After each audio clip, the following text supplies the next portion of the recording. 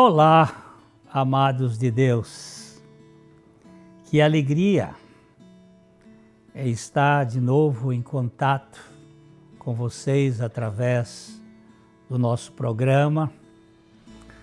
Você sabe que o nosso objetivo aqui é sempre o mesmo, anunciar o Evangelho de Jesus Cristo, o Deus que se fez carne, que se fez gente, que habitou entre nós e que por sua graça Ele habita em todo aquele que crê. Cristo em nós, a esperança da glória, é a grande mensagem do Evangelho. Os links estão aí na tela da sua TV, youtube.com/piblondrina1 e facebook.com/programa Café e Fé, tudo junto. Você pode ser um aliado nosso. Nós contamos com a sua participação, com a sua colaboração para que esse programa se mantenha. Nós contamos com as suas orações.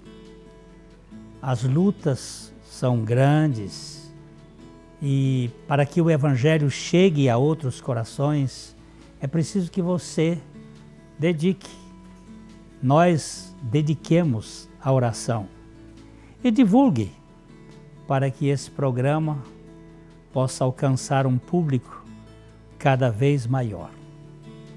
Nós vamos às indicações de leitura dessa semana e logo a gente está voltando.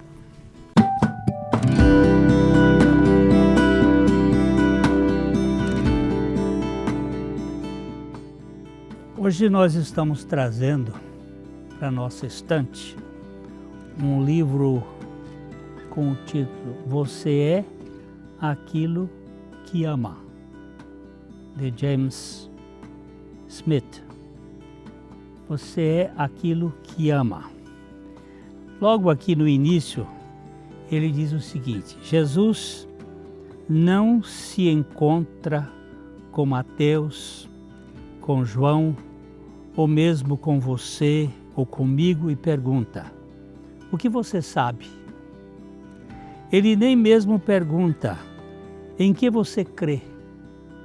Pergunta: o que você quer? É a pergunta mais incisiva e penetrante que Jesus pode nos fazer, porque precisamente nós somos o que queremos. Nossas vontades, anseios e desejos estão no cerne de nossa identidade, a fonte de onde fluem nossas ações e comportamentos. Nosso querer reverbera o que há em nosso coração.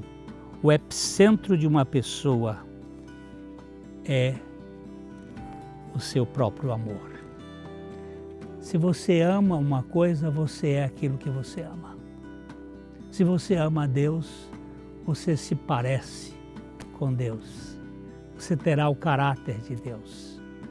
Você vai assimilar aquilo que você de fato ama. É um bom livro, muito interessante. O poder espiritual do hábito, dos relacionamentos que Deus tem para cada um de nós. Essa é a nossa indicação para a sua leitura.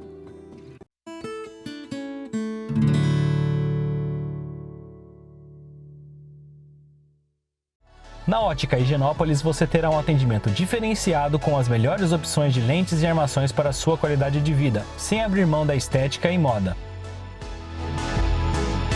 E o melhor, você não paga mais por isso.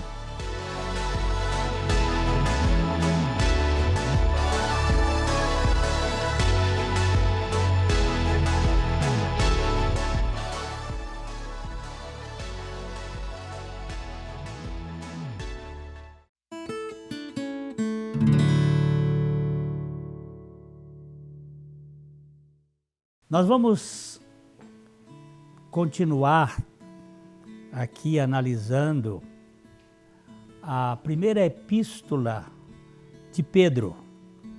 O apóstolo Pedro escreveu 2 cartas. E nós já vimos o primeiro capítulo da carta de 1 Pedro, e agora nós vamos caminhar um pouquinho na segunda carta, no segundo capítulo. O crescimento da vida cristã. Nós ganhamos uma experiência com Cristo mediante a nossa morte e ressurreição com Ele.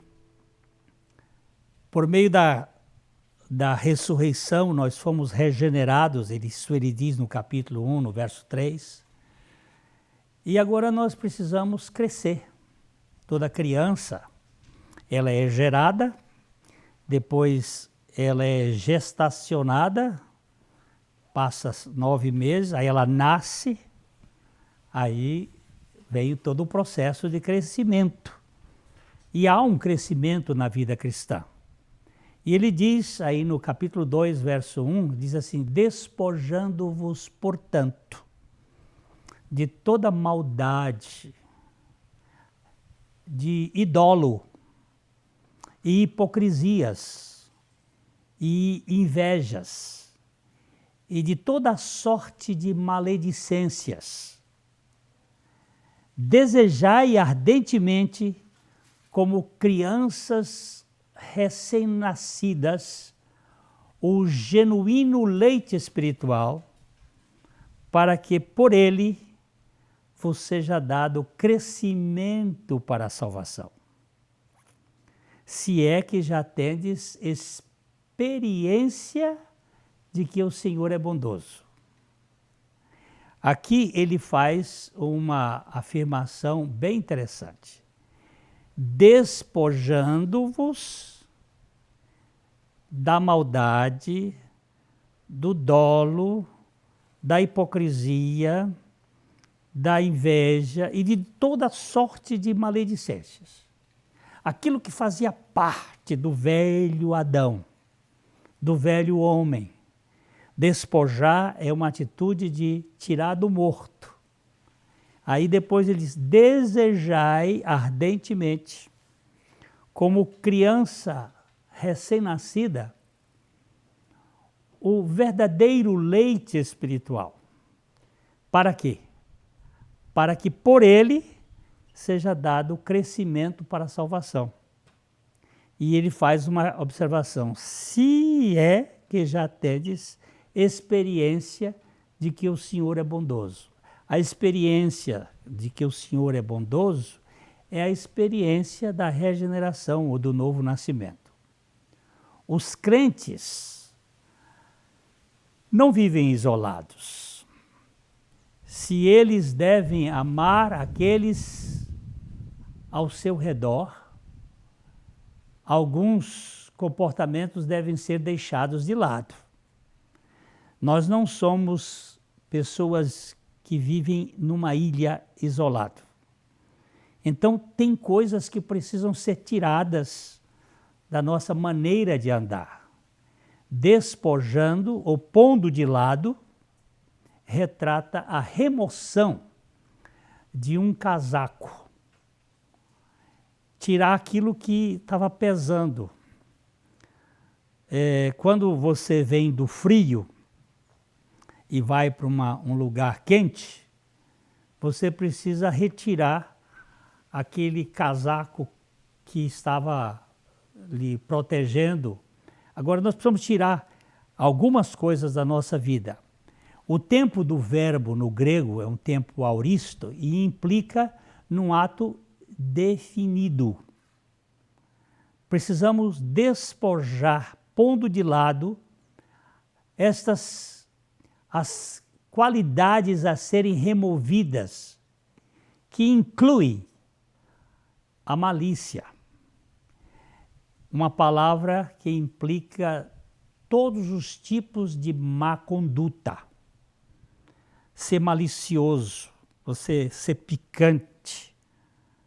Essa malícia, ela não faz bem às pessoas. Ela não edifica. Então, ela precisa ser deixada. Toda forma de engano, de hipocrisia, de inveja, deve ser eliminada.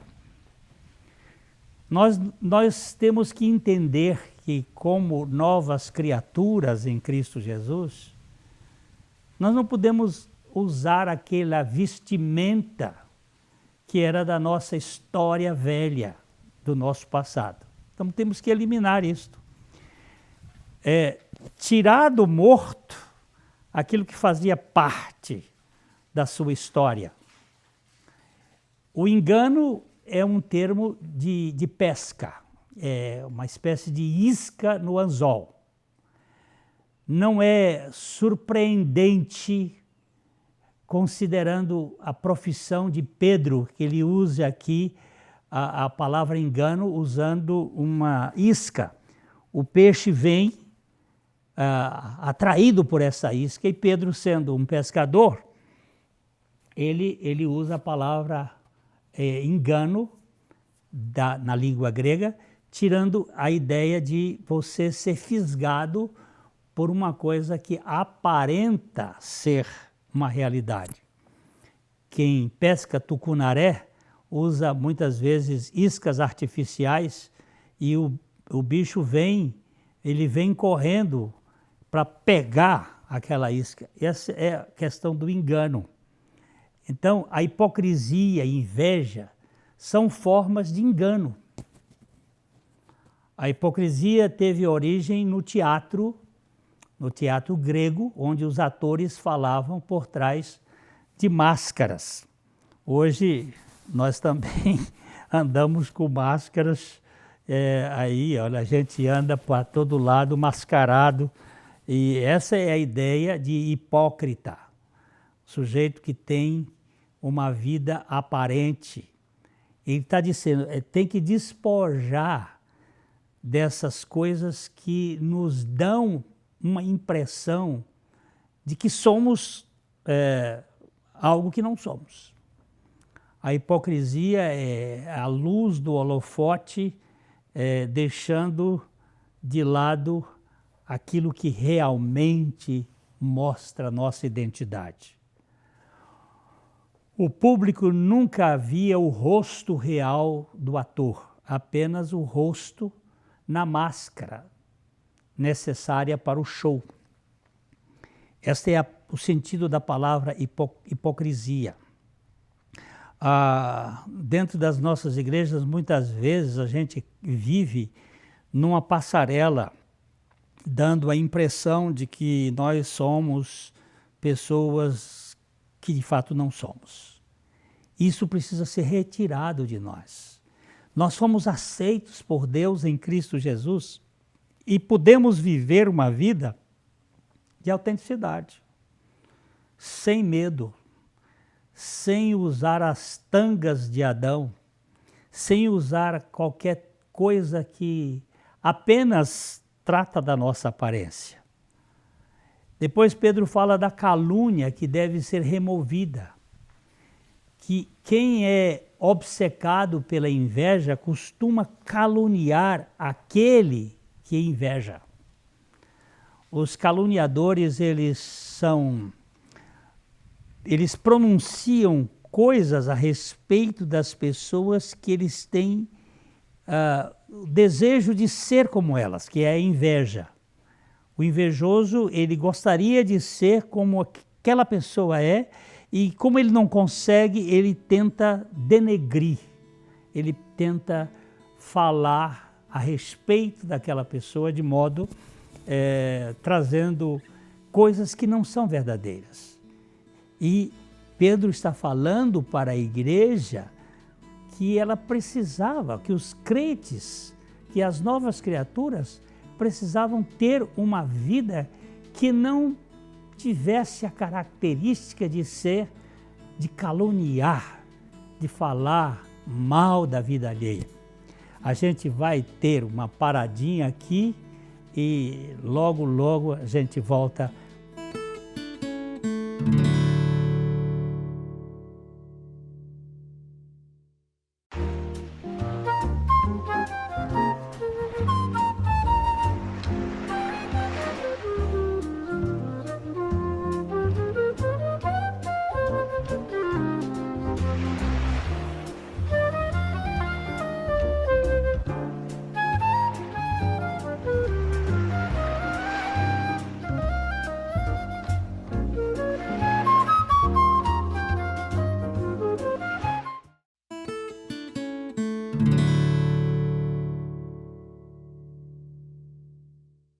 O apóstolo Pedro, que foi um homem que teve altos e baixos, até o Senhor realizar uma obra profunda na vida dele, ele está aqui escrevendo a sua primeira carta, ele falando sobre esse despojamento daquilo que denigre, daquilo que gera problemas. Ele faz aquela seleção que nós já vimos anteriormente, e agora ele diz que em vez disto, o apóstolo exorta que, como bebês recém-nascidos, devêssemos ansiar pelo leite puro da palavra, para que por ele, por este leite, você possa crescer em respeito à salvação. Você e eu possamos crescer. Um crescimento do genuíno leite. É muito interessante a amamentação. A mãe, ela concede ao filho, através do seu leite, todos os microelementos, são mais de 340, para a nutrição e a defesa da criança. E uma coisa muito interessante que eu aprendi há muito tempo atrás com uma irmã nossa sobre aleitamento materno, é que quando a criança adquire um vírus ou algum problema infeccioso, ela, sendo amamentada pela mãe, ela respira ali, a narina da mãe pega aquele vírus e leva para o seu organismo. Em 4 horas, ela fabrica um anticorpo, um antígeno, um sistema de defesa, e na próxima amamentação, ela passa para a criança a sua própria defesa. E quando ele está dizendo aqui que nós devemos desejar, como crianças recém-nascidas, o leite puro da palavra de Deus, é que esta palavra, ela tem todas as defesas necessárias para o nosso crescimento e amadurecimento. Se pelo Espírito nós respirarmos a palavra de Deus, se nós desejarmos ardentemente, como crianças recém-nascidas, o genuíno leite espiritual, nós vamos ter um crescimento verdadeiro para a nossa salvação. Nós fomos salvos pela palavra e nós precisamos crescer através da operação da palavra. Isso não significa necessariamente que os leitores de Pedro eram convertidos recentemente, mas que eles precisavam, sim, do genuíno leite espiritual para dar crescimento. Eles precisavam de real intimidade com a palavra de Deus. O desejo de todos os crentes por um crescimento contínuo deve ser como o de um recém-nascido.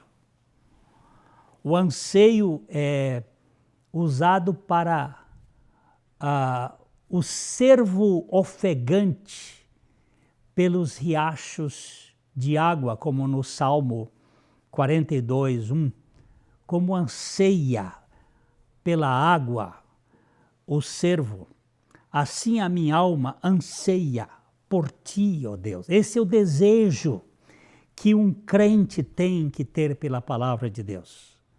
Um desejo genuíno. A criança, quando ela está com fome, a criança recém-nascida, ela não sabe falar, mas ela berra, ela grita, ela impõe, ela está com fome. E nós deveríamos ter este anseio pela palavra de Deus. O crente que experimentou a bondade do Senhor, isto é, que experimentou a salvação do Senhor, que experimentou o novo nascimento, ao responder ao Evangelho, ele amadurece alimentando-se da palavra. Não existe crescimento para a criança sem a alimentação de um bom, genuíno leite. Hoje em dia temos aí os leites que são fabricados. Eles são bons, mas eles não têm todos os nutrientes, como tem o genuíno leite de uma mãe. E nós precisamos da palavra de Deus. Nós precisamos do conhecimento genuíno de Deus.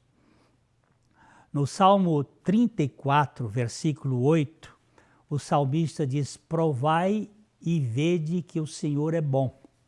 Bem-aventurado o homem que nele se refugia. Bem-aventurado o homem que nele se refugia. Onde foi que nós nos refugiamos no Senhor de modo tão profundo? Foi na cruz. É ali que nós ganhamos a dimensão da perda da nossa natureza velha. E na ressurreição, nós fomos incluídos no Senhor para ganhar uma nova vida. Isto é, nós provarmos a bondade do Senhor, a nossa regeneração, a nossa mudança de natureza, de velho Adão para Cristo vivendo em nós. O apóstolo Pedro continua falando aqui no capítulo 2, verso 4 a 8, Pedro continua sua alusão ao Salmo 34, que chama os fiéis a se aproximarem do Senhor para desfrutar da comunhão. Então Pedro enfatiza a importância de vir a Ele, chegando-vos, o versículo 4 diz, chegando-vos para Ele, a pedra que vive, rejeitada sim pelos homens, mas para com Deus eleita e preciosa. Cristo é uma pedra viva, porque Ele ressuscitou dos mortos. Ele é a vitória sobre a morte. Nem todos o recebem, mas aos olhos de Deus Ele é precioso e muito estimado. E aqueles que o recebem, estes vão ganhar uma dimensão profunda de intimidade com o Senhor. Aqueles que reconhecem Jesus são unidos em uma casa espiritual, tornando-se um sacerdócio santo. Nós somos pedras vivas em Cristo, que é a pedra viva. Também vós mesmos, diz Pedro no versículo 5, como pedras que vivem, sois edificados casa espiritual, para serdes sacerdócio santo, a fim de oferecerdes sacrifícios espirituais agradáveis a Deus, por intermédio de Jesus Cristo. Como crianças recém-nascidas, como pedras vivas, ligadas a Ele. Como crianças recém-nascidas, nós crescemos alimentados pela palavra. Como pedras vivas, nós nos mantemos unidos dentro de um edifício espiritual agradável a Deus, que é a nossa relação com Cristo. Jesus disse que construiria Ele mesmo uma igreja, a sua igreja. Não um edifício terreno, mas o corpo invisível mundial, com Ele como cabeça. Jesus é o cabeça da igreja. A igreja é o corpo. E essa igreja não tem placa. Essa igreja compõe-se de todos aqueles que, mediante a revelação do Espírito Santo e a vivificação do Espírito Santo, foram transformados e nascidos de novo. Todos nesse corpo funcionam como sacerdotes. Os sacrifícios espirituais são oferecidos por meio de Jesus e por meio desse sacerdócio que serão aceitos estes sacrifícios. Isso foi previsto e ordenado por Deus. Nós somos o povo de Deus. Pedro cita várias passagens usando a metáfora da pedra, lá do Velho Testamento, do Salmo 118, 22, de Isaías 8, 14, 28, 16. Ele usa vários textos mostrando isso. Aqueles que creem em Jesus o têm na mais alta honra e valor precioso. A pergunta que eu faço: você crê no Senhor Jesus Cristo? Você faz parte dessa turma que deseja ardentemente se alimentar com o genuíno leite espiritual? Você está neste corpo, nesta casa espiritual? Você é um sacerdote espiritual junto com Cristo? Se você é, glória a Deus. Se você ainda não experimenta isto, rogue ao Senhor que, pela sua misericórdia, lhe dê uma experiência baseada na suficiência de Cristo. E nós desejamos a você, de coração para coração, uma real experiência de vida espiritual. Não simplesmente de você estar na igreja, mas de você estar em Cristo Jesus. Até o nosso próximo encontro aqui nesse programa de Coração para Coração.